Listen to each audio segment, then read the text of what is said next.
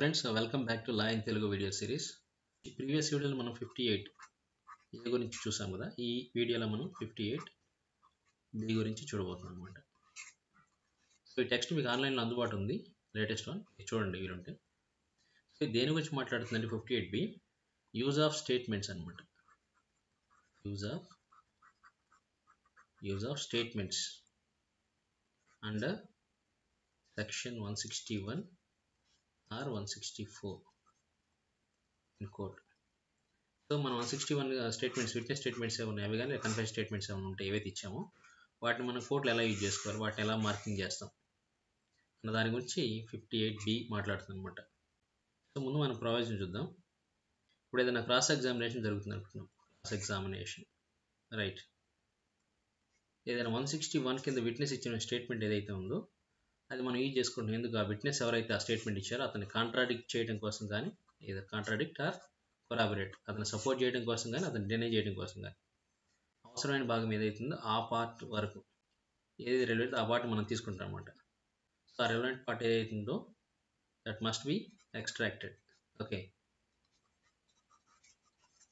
అలా ఎక్స్ట్రాక్ట్ చేయడం పాసిబుల్ కానప్పుడు ఏంటంటే ఆ ప్రిసైడింగ్ ఆఫీసర్ ఎవరైతే ఉంటారో ఆయన రికార్డ్ చేస్తారనమాట. ఏదైతే ఆ భాగం ఉందో దాని యొక్క స్టార్టింగ్ అండ్ ఎండింగ్ వర్డ్స్ ఏవైతే ఉంటాయో ఈ పోర్షన్కి సంబంధించిన, రెలవెంట్ పోర్షన్కి సంబంధించిన స్టార్టింగ్ ఎండింగ్ వర్డ్స్ని నోట్ చేస్తారనమాట. రైట్, సపోజ్ ఎగ్జాంపుల్ చెప్తాను మీకు.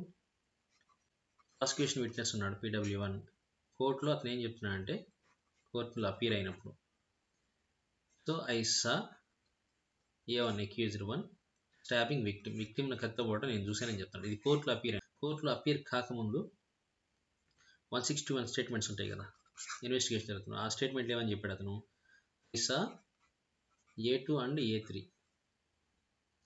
Near the spot. ఆ స్పాట్ దగ్గర నేను A2 A3 చూశాను, but I did not see who stabbed, ఎవరు పొడిచారని నేను చూడలేదని చెప్పాడు అనమాట 161 స్టేట్మెంట్లో.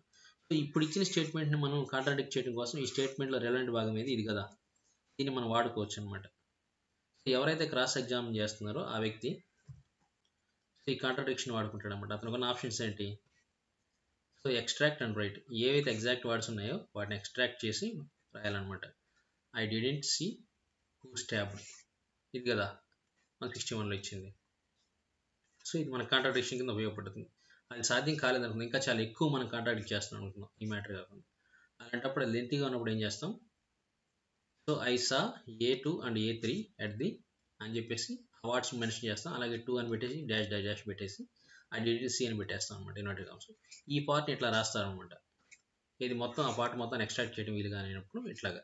Right, so extraction or specific indication of relevant part అనే దాని గురించి మాట్లాడుతాం అన్నమాట క్లాస్ 1. ఇప్పుడు క్లాస్ బి చూద్దాం రండి. ఇప్పుడు మనం అనుకున్నాం కదా 161 స్టేట్మెంట్లో ఫుల్గా ఏదైతే ఉందో ఆ ఫుల్ స్టేట్మెంట్ని మనం ఎక్స్ట్రాక్ట్ చేయలేనప్పుడు మనకు అవసరమైంది extracted. If it is not possible to extract the relevant portion ఏదైతే ఉందో ఆ వరకు మనం ఏంటంటే మార్క్ చేయాలన్నమాట ఎగ్జిబిట్గా. రిమైనింగ్ పార్ట్ ఏదైతే ఉంటుందో ఇంకా మనం ఎక్స్ట్రాక్ట్ చేసుకున్న తర్వాత అది మనం రికార్డ్ నుంచి ఎక్స్క్లూడ్ చేస్తాం అనమాట. సపోజ్ మనం ఇందా చెప్పుకున్నాం కదా ఐ డిడ్ంట్ సీ అన్నది, ఆ పోర్షన్ ఏదైతే ఉందో దానికి మనం ఎగ్జిబిట్ కింద నమోదు చేస్తాం. అలాగే మెన్షన్ చేస్తాం ఏ లైన్లో 4 to 7 ఆర్ 8 to 9 ఇట్లా ఏ లైన్స్ అయితే ఎగ్జాక్ట్గా ఆ లైన్స్ని కూడా ఇక్కడ మెన్షన్ చేస్తాం అనమాట. Not the full statement. Right, okay. So దీని గురించి మాట్లాడుతుంది అనమాట, ఎట్లా మార్క్ చేయాలనేది. సో క్లాస్ 3 అందులోని 58B క్లాస్ 3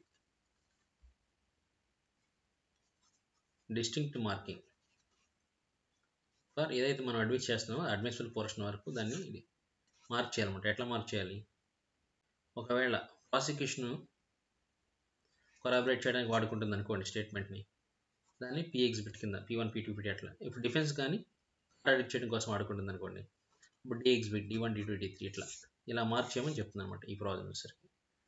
క్లాస్ 3 ఇప్పుడు క్లాస్ 4 చూడండి. క్లాస్ 4 సో ఈ 164 కింద ఇచ్చినటువంటి ఈ కన్ఫెషన్స్ ఏవైతే ఉన్నాయో వాటి ఏంటంటే ఇదే రూల్ అప్లై అవుతుంది. పైన మనం మాట్లాడుకున్న 3 క్లాసెస్ అవుతున్నాయి, అవే అప్లై అవుతాయి. సో ఈ 164 స్టేట్మెంట్ మొత్తాన్ని మనం మార్క్ చేయకూడదు అనమాట. రెలవెంట్ పోర్షన్స్ ఏవైతే ఉంటాయో వాటిని మాత్రమే మనం ఎక్స్ట్రాక్ట్ చేయాలి. ఎక్స్ట్రాక్ట్ చేయడం వీలు పడినప్పుడు ఏంటంటే ఏ పోర్షన్ అయితే మనం తీసుకున్నట్టు దాని యొక్క బిగినింగ్ ఎండింగ్ వర్డ్స్ మెన్షన్ చేసేసి ఆ పార్ట్ వరకు ఏంటంటే మనం మార్క్ చేయాల్సి ఉంటుంది అనమాట. రైట్.